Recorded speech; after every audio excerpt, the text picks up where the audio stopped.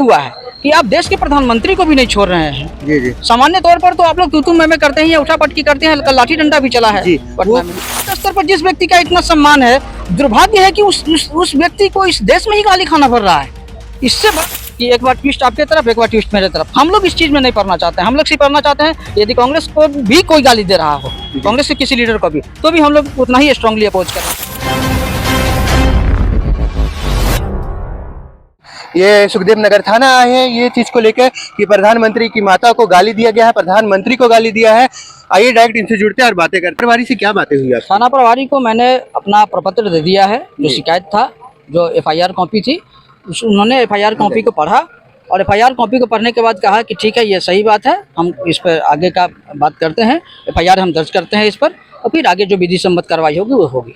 जी जी, क्या कुछ हुआ दरभंगा में, कुछ विस्तार से बताइए। दरभंगा में सार्वजनिक मंच पर वहाँ पर जो इंडी गठबंधन है जी उनके नेताओं के द्वारा जो आयोजित रैली थी, वोट अधिकार रैली, उस खुले मंच पर उन लोगों ने नरेंद्र मोदी जी जो हमारे देश के प्रधानमंत्री हैं, उनके माता को सार्वजनिक तौर पर गाली गलौज किया और इतनी अभद्र गाली दी है कि जो आप और हम सामान्य तौर पर उसको सुन नहीं सकते हैं, सुनना नहीं चाहेंगे उसको। जी जी इससे हम लोग आहत हुए हैं, दुख हुआ है कि आप देश के प्रधानमंत्री को भी नहीं छोड़ रहे हैं। जी जी, सामान्य तौर पर तो आप लोग तू मैं करते हैं या उठा पटकी करते हैं, कल लाठी डंडा भी चला है जी। पटना में। एक पार्टी के नेता नहीं है बल्कि देश का प्रधानमंत्री भी है। बिल्कुल, वो रिप्रेजेंट कर रहा है पूरे देश को। अरे वैश्विक स्तर पर जिस व्यक्ति का इतना सम्मान है, दुर्भाग्य है कि उस व्यक्ति को इस देश में ही गाली खाना पड़ रहा है।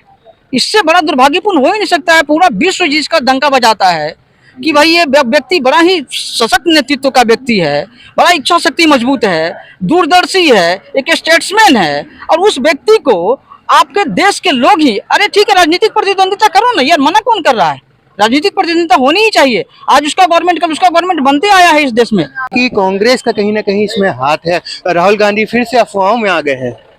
हाँ, तो वो अब देखिए, मेन बात है कि आप जब बेसिक रूप से कुछ करना नहीं चाहते हैं, बेसिक कुछ करते नहीं है, तो अफवाहों के भरोसे ही आपको राजनीति करनी है।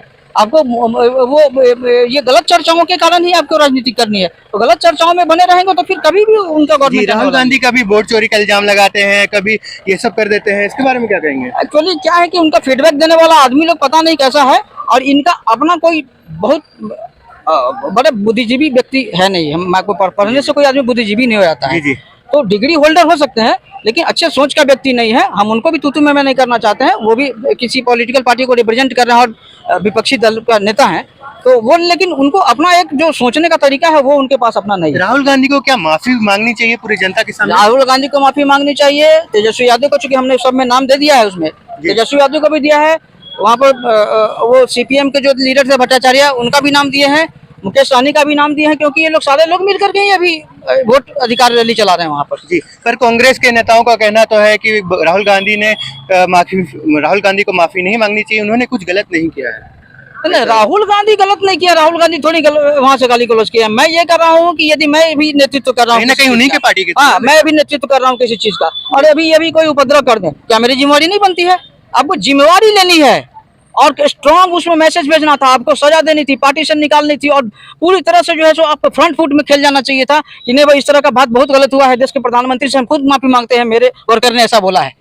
अब आपको सब पूरा भारत बोलता है। कांग्रेस के नेताओं के द्वारा बोला जा रहा है कि अक्सर सोनिया गांधी को गाली दिया जाता है या इंदिरा गांधी को गाली दिया जाता है, पर इस बार मोदी जी के माता को गाली दिया गया है, तो इसमें माफी क्यों मांगे? एक गलती को छुपाने के लिए दूसरा गलती नहीं किया जा सकता है। एक गलती कहीं ना कहीं ये तो बात पलटी जा रही है। हाँ, वही बात है। ये पॉलिटिकल पार्टी का वही है कि एक बार ट्विस्ट आपके तरफ, एक बार ट्विस्ट मेरे तरफ। हम लोग इस चीज में नहीं पढ़ना चाहते हैं। हम लोग सिर्फ पढ़ना चाहते हैं यदि कांग्रेस को भी कोई गाली दे रहा हो, कांग्रेस के किसी लीडर को भी, तो भी हम लोग उतना ही स्ट्रांगली अपोज करेंगे, क्योंकि हम देश के नागरिक हैं। हमको अच्छा नहीं लगता जो चीज, हम उस पर उनका विरोध करते हैं, इससे ज्यादा कुछ। पूरा परिचय दे देंगे? अमृतेश पाठक नाम हुआ, राष्ट्र धर्म रक्षा मंच से। जी, किस तरह से अमृतेश पाठक जी ने इस बात के विरोध की, इसको लेकर कहीं ना कहीं वो सुखदेव नगर थाना के प्रभारी से भी बात की है।